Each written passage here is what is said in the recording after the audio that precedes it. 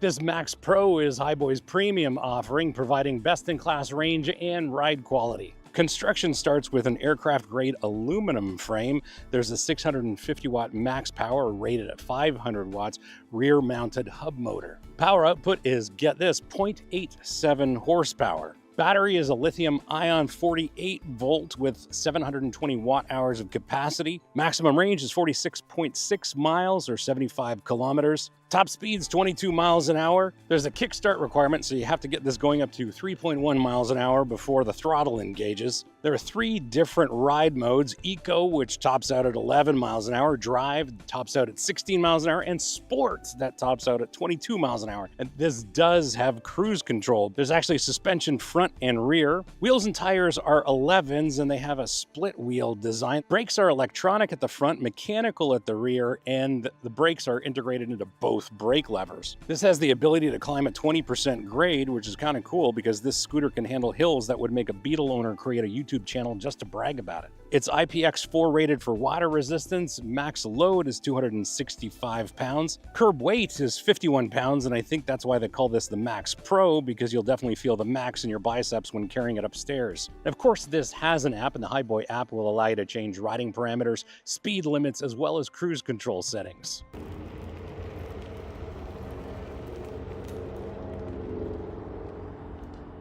Ergonomically, let's start with the unlimited headroom. That's kind of cool, but no, seriously, what we're faced with is a wide handlebar with a throttle control on the right and dual brake levers, and those brake levers control both the front and rear brakes at the same time. The brake levers are easy to reach, and if I were to ride this on a regular basis, I would definitely be changing the brake levers to something more aggressive, given that I've got a lot of BMX and mountain bike experience. As for the grips, I'm kind of astonished that on a scooter that costs several $100s, they've put grips on here that seem to cost 5 cents. Not a big fan. And again, if I were to ride this on a daily basis, I would definitely be changing these grips. The bell is an easy reach. The instrumentation is very easy to read, and we are in some bright sunlight right now. No trouble at all reading the speed. Not that it's entirely relevant because I'm judging the necessary speed for my riding based on visuals more than the speedometer display, that's for sure. But there's a fantastic display here in terms of how much power I'm using, as well as how much battery is left. There's also a display for the ride modes. The platform itself, more than big enough for both of my size 10 Van skate shoes. And I'm not exactly standing side by side. I'm more like in my snowboard riding position with my left foot forward, and I'm quite comfortable here. As you can see, this folds down into a relatively compact form. It's exceptionally easy to fold the handlebar down, clip it to that rear fender, and then you've got a compact scooter that you can load into almost any kind of vehicle. It's pretty easy that way. However, this thing does weigh 50 pounds, and that weight doesn't disappear when those handlebars are folded down, that's for sure.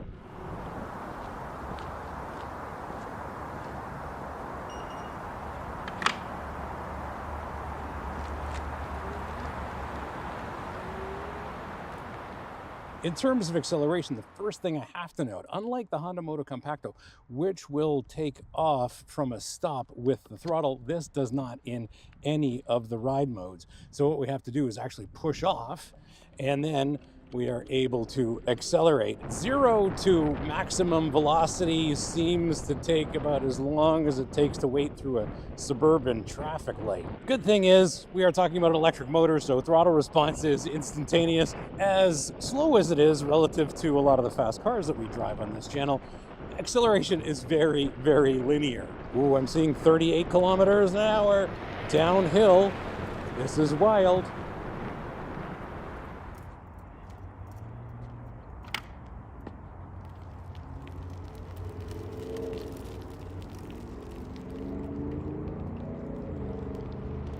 And when it comes to handling, I have a lot to talk about.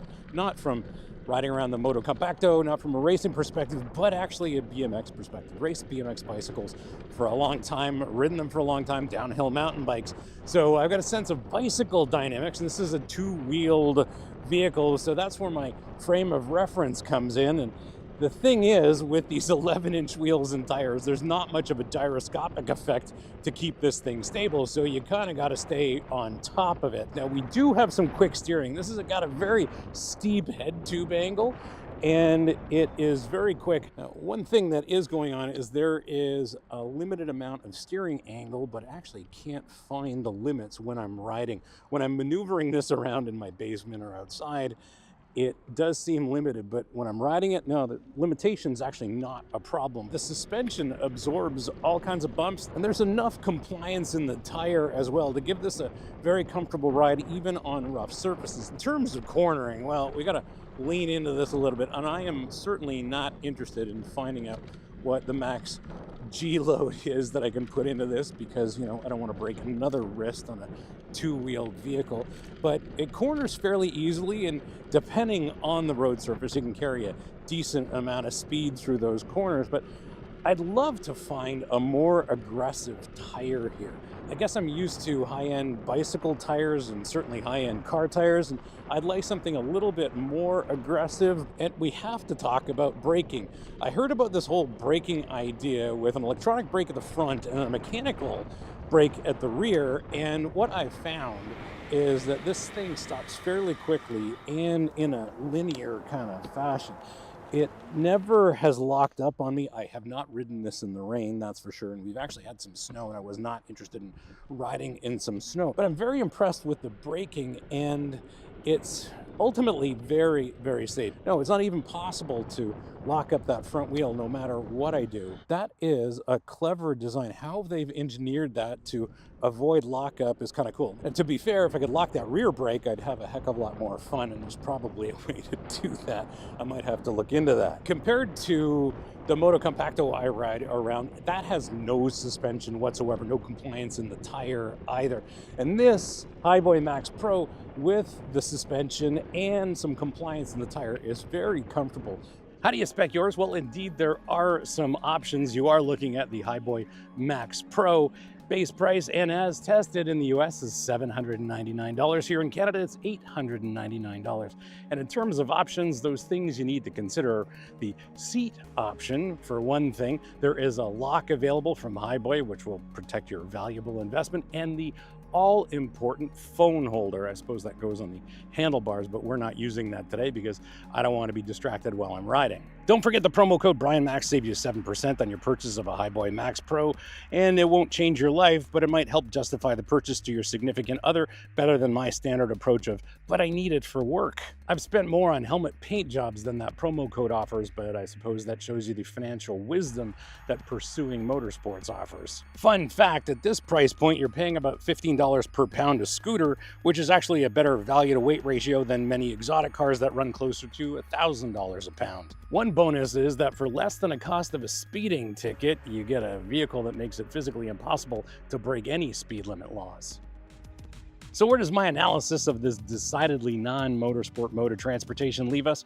Well, I think this Hiboy Max Pro actually delivers some robust performance metrics for its category. Compared to my Honda Moto Compacto, this Max Pro offers superior range, speed, and comfort given its suspension, critical factors for long days running around paddocks. What the Honda has in terms of its compact design and brand pedigree, it loses in practical utility. And for me, the engineering here surprisingly impressive. Dual suspension, split hub wheel design, integrated braking that would make some motorcycle engineers take notes. Sure, I'm not a fan of the grips or the brake levers, but I could easily resolve that with a quick trip into the aftermarket. As a driver who analyzes vehicle dynamics, I can tell you this Hiboy Max Pro handles its limited performance envelope with remarkable competence. It's a specific tool for a specific job, much like a racing car. Just don't expect me to be delivering your Uber Eats order anytime soon.